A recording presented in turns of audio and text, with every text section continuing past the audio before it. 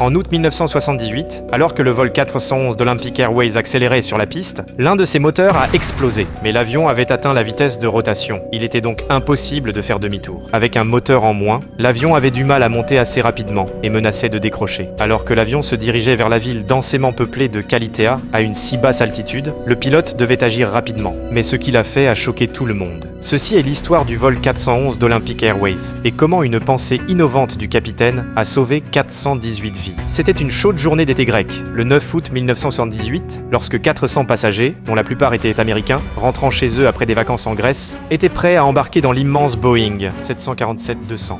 Appartenant à la compagnie nationale grecque Olympic Airways. Le vol était programmé sous le numéro 411 et devait partir à 14h de l'aéroport international d'Hellinikon à Athènes pour l'aéroport international JFK à New York. L'avion utilisé était l'immense Boeing 747-200, qui était courant dans les flottes de nombreuses compagnies aériennes à l'époque et avait été livré pour la première fois à Olympic Airways en 1973. Olympic Airways avait acquis de nombreux 747 pour ses routes principales, y compris une route sans escale entre Athènes et New York. Cela signifiait que de grands nombres de touristes américains pouvaient être accommodés dans des vols uniques à des coûts par siège plus bas pour la compagnie aérienne. Cependant, l'avion avait eu son lot de problèmes par le passé. Il était équipé des moteurs à turboréacteurs Pratt & Whitney JT9D qui avaient été développés selon un calendrier accéléré et avaient entraîné quelques défauts de moteur, nécessitant ainsi un entretien adéquat pour fonctionner efficacement. Il y avait même eu un incident avec American Airlines où les pales du ventilateur du JT9D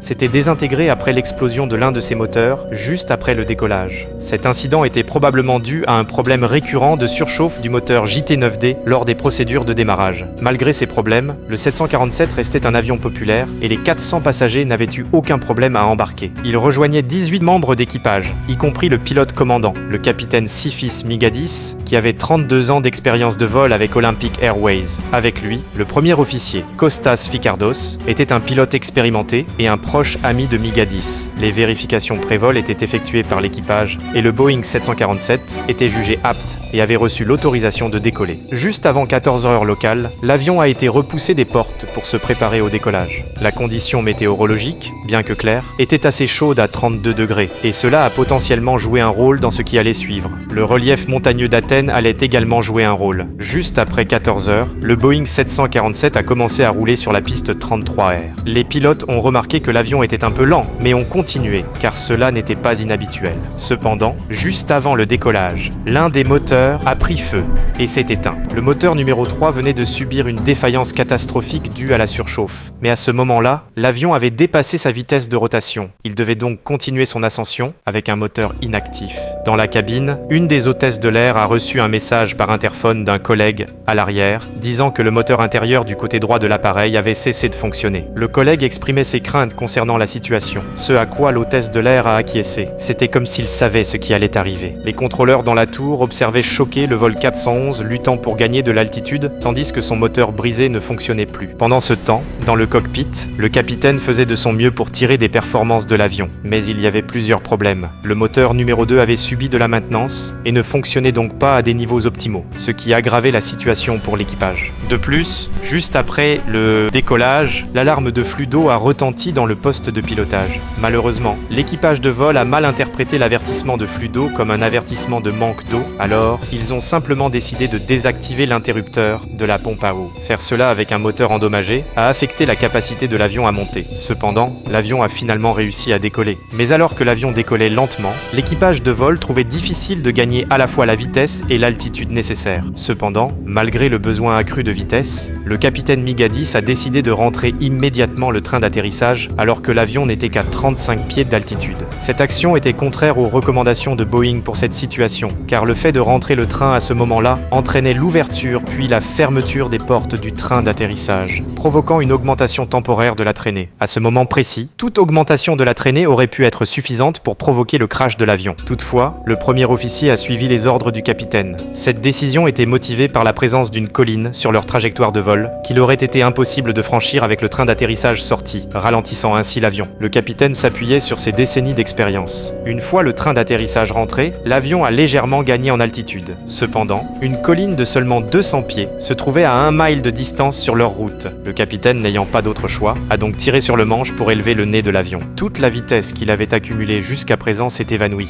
mais le 747 a réussi à franchir la colline avec juste 9 pieds de marge. Cependant, le danger ne faisait que commencer. Monter pour éviter la colline a coûté au 747 une vitesse aérienne précieuse, nécessaire pour maintenir l'avion en l'air. Le capitaine a été forcé de baisser le nez de l'appareil pour accélérer ou risquer que l'avion ne tombe simplement du ciel. Le capitaine a finalement décidé de sacrifier environ 50 pieds d'altitude, contre environ 6 nœuds de vitesse aérienne, ce qui a juste permis d'éviter que l'avion décroche. À ce moment-là, l'avion volait seulement à environ 200 pieds au-dessus de Kalitea, une zone densément peuplée d'Athènes. La zone de Kalitea est la deuxième municipalité la plus densément peuplée de Grèce, avec plus de 100 000 habitants. La zone de Kalitea est la deuxième municipalité la plus densément peuplée de Grèce, avec plus de 100 000 habitants. Ainsi, un crash aérien dans un tel endroit aurait causé des destructions dévastatrices et des milliers de vies auraient été perdues. L'avion est passé près du complexe de la Tour d'Athènes, qui est le bâtiment le plus haut de Grèce. Il volait si bas qu'il a à peine franchi les antennes de télévision de certains des bâtiments les plus hauts de la région de Smyrne. En fait, ils étaient en si bas que certains des agents de bord ont pu observer les expressions choquées des gens dans les bâtiments à proximité alors que l'avion passait. L'équipage, qui parvenait à peine à maintenir l'avion en l'air, devait maintenant voler à une altitude inférieure à 200 pieds, à une vitesse de 160 nœuds, tout en étant incapable de tourner. À ce moment-là, l'attention du capitaine était portée sur l'éloignement de l'avion de la ville et sur son acheminement vers une zone non peuplée pour au moins réduire les pertes potentielles de vie en cas de crash. Un enregistrement traduit du capitaine révélait qu'il considérait que c'était fini pour tous à bord. Pendant ce temps, dans la cabine, les passagers ignoraient ce qui se passait. Indépendamment de leurs craintes, l'avion se dirigeait désormais vers une collision imminente avec le mont Aigaleo, qui se dressait à quelques centaines de pieds devant eux. Dans cette situation critique, l'équipage savait qu'il ne pouvait pas survoler la montagne. Cependant, un revirement de situation est survenu lorsque l'ingénieur de vol a réussi à optimiser les 3 moteurs restants, fournissant ainsi un peu plus de puissance nécessaire. Au même moment, une brise de mer venant du sud-ouest a commencé à souffler, augmentant la vitesse de l'avion grâce à l'air frais qui apportait de la portance. La vitesse aérienne et l'altitude ont alors commencé à augmenter progressivement, mais le relief montagneux sous eux s'élevait également. Conscient qu'il ne pouvait franchir la montagne à la vitesse actuelle, le capitaine a eu juste assez de puissance pour effectuer un virage incliné sans décrocher. Il a donc orienté l'avion vers la mer et attendu que la vitesse aérienne augmente lentement. Lorsque l'avion a atteint 300 pieds d'altitude, le capitaine, se sentant plus confiant, a décidé de rentrer légèrement les volets. L'avion a alors pu monter à un peu plus de 1500 pieds, où il a commencé à larguer du carburant pour réduire son poids. Avec l'avion beaucoup plus léger, il a pu monter en toute sécurité et pouvait faire son chemin de retour vers l'aéroport international d'Elliniko. Contre toute attente, le vol 411 a pu atterrir de retour à l'aéroport sans un seul blessé. Tout au long de l'incident, la communication avec le contrôle aérien était limitée, et ceux dans la tour de contrôle étaient soulagés de voir l'avion revenir en un seul morceau. Ils l'ignoraient à ce moment, mais en sauvant la vie de 418 personnes, le capitaine Migadis venait d'éviter le 3e pire désastre aérien de tous les temps. Le retour de l'avion a été accueilli par des applaudissements enthousiastes au sol. Le capitaine Migadis est sorti de l'avion pour voir ses 2 filles terrifiées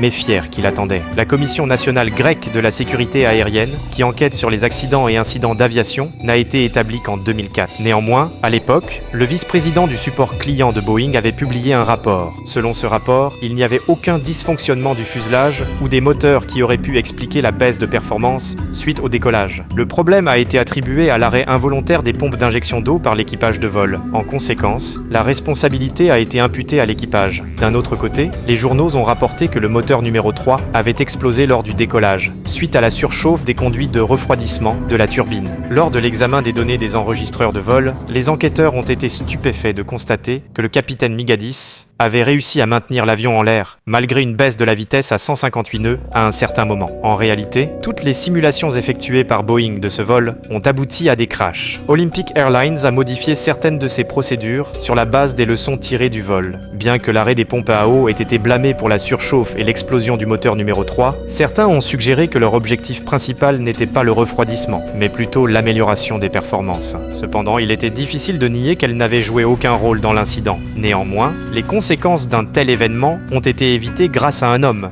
car il aurait pu s'en tenir à la liste de vérification de Boeing et garder le train d'atterrissage sorti. Heureusement pour tous à bord et en dessous, il ne l'a pas fait. Il a simplement choisi de faire confiance à son expérience et a su anticiper et enfreindre les règles d'une manière qui a sauvé la vie de près de 400 personnes et potentiellement même des milliers. La partie la plus impressionnante est qu'il n'avait que 93 secondes environ pour prendre ses décisions. Incroyablement, le même équipage de vol a finalement emmené les passagers à New York sur un 747 de remplacement à 18h le même jour. Migadis était apparemment si fier de cet exploit qu'il a conservé une copie de l'enregistreur des données de vol. Comme preuve, chaque fois que quelqu'un doutait de son incroyable récit, Migadis a utilisé les faits de ce jour. Dans une interview de 1994, il a déclaré « Ceux d'entre nous qui ont survécu ce jour-là sont des passagers clandestins dans la vie ». L'histoire du vol 411 d'Olympic Airways est une leçon sur la confiance en son instinct en pleine situation dangereuse. Le capitaine Migadis aurait pu se conformer aux procédures de Boeing, mais il a préféré faire confiance à ses compétences pour piloter le gigantesque avion à travers un dédale de bâtiments tout en naviguant près des collines menaçantes. En fin de compte, Migadis a triomphé contre toute attente et personne n'était plus reconnaissant que les 417 autres personnes à bord du vol 411. Que pensez-vous des actes héroïques du capitaine Migadis? Partagez vos pensées dans les commentaires ci-dessous, à la prochaine et prenez soin de vous.